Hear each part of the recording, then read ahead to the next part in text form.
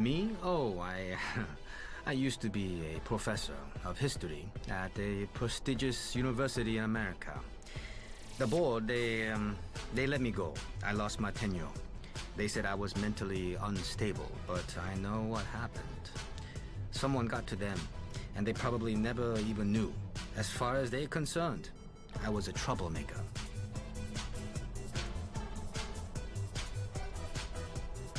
That's how the dragon operates. Subtle terror. Arranging the pieces just so to... But you know all about that. I don't need to. At first, I thought it was all just a coincidence. The documents I found, the books I came across, the information I uncovered.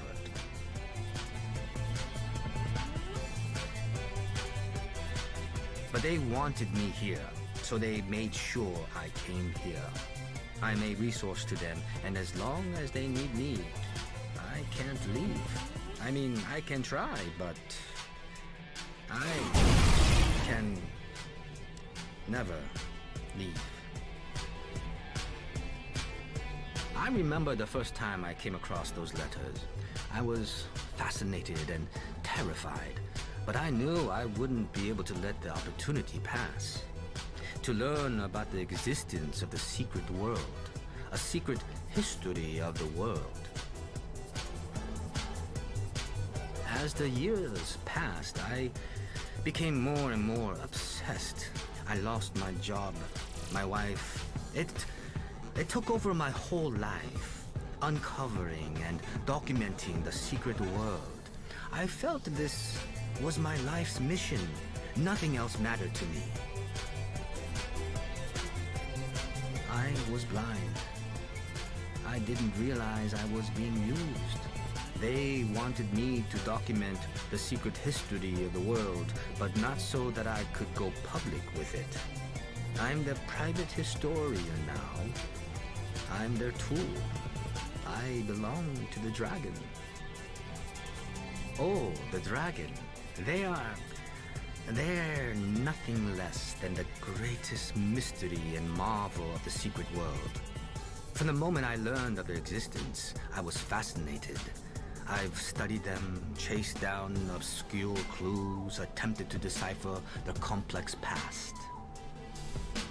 Some days I feel the only thing I've learned is that there's so much left to learn. I've only seen scattered pieces of the puzzle. But you look long enough at those pieces, and a pattern begins to emerge. Shapes and colors, whispered voices, like the buzzing of bees. It may seem like chaos, but there is a beauty and order to it all. Events set in motion to ripple across the world, and the world bends to the dragon's will. Order through chaos. Construction through destruction. I could talk for hours about the Illuminati, yes. They were once a great and arrogant beast, not unlike the Templars today. But they got burned and were forced to change and adapt. The Templars outmatched and outwitted them in Europe, and they did the only thing they could do to save themselves. They fled to the New World. They regrouped and rebuilt. The Templars underestimated them, left them to grow like a cancer until it was too late. They are even more powerful now than they were back then, and a lot more modern and adaptable than the Templars. The Illuminati is built like a corporation. It's cold and pragmatic and not tied to traditions or doctrine. They are all about the bottom line: power, money, influence, control. They're obsessed with it.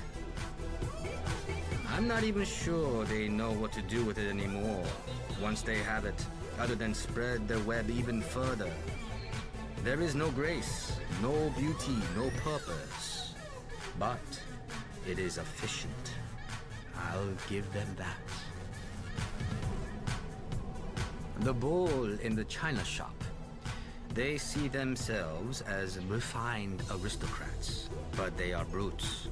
Anyone gets in their way, they get trampled, and they completely lack the ability to change.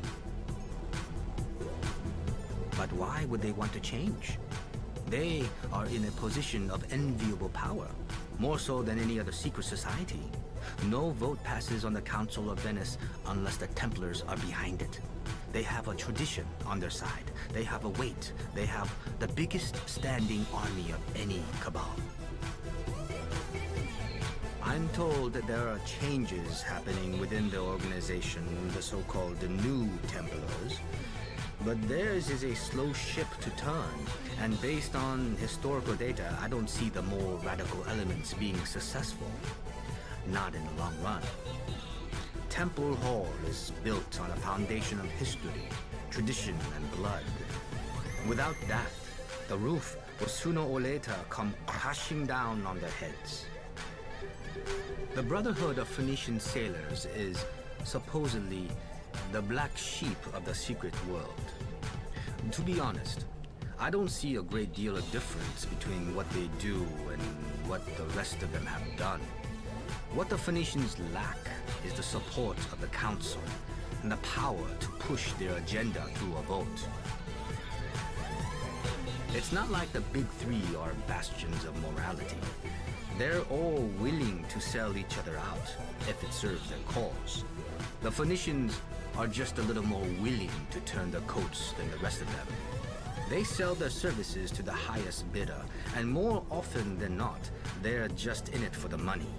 That's where they differ from the others, and so they are labeled privateers. But why should that surprise anyone? The Phoenicians have never tried to hide who they are, and they have not changed in more than 2,000 years. They're the favorite punching bag of both the Illuminati and the Templars, and the Phoenicians seem to take it in their stride. Still, I fear the Council and its members may be underestimating the Phoenicians at this point. You can only kick a dog so many times before it bites. I believe we'll soon see how hard they can bite. The competition and infighting between the big three is not new. It's been going on for literally ages. It used to be that they would meet in the open and fight to the death, but it came to a point at the Battle of Armageddon. It was the clash of the Titans, and the world was almost destroyed in its wake. From that day on, the societies agreed there needed to be rules.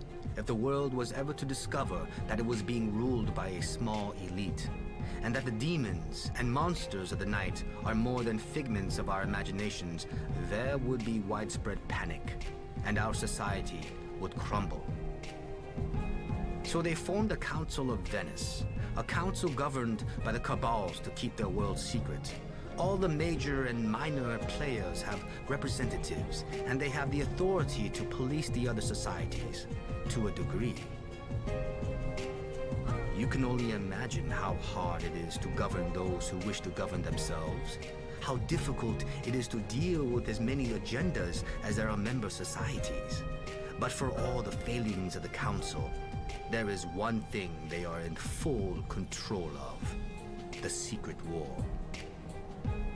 Rather than having agents fight each other all over the place, risking death and exposure, the Council allows for organized battles in approved locations where the secret societies can fight for the control of resources, far from the public eye and with as little blood spilled as possible. The dragon does not belong to any place. This is simply where they are now.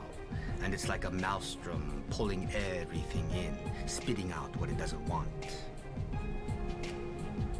If you land here and stay here, you're important to them in some way or another. You might know why and how, or you might not. But just being here means that you are. This place, this neighborhood within Seoul, is like a dragon itself. It's a maze, an illusion. It's chaos. It's the dragon.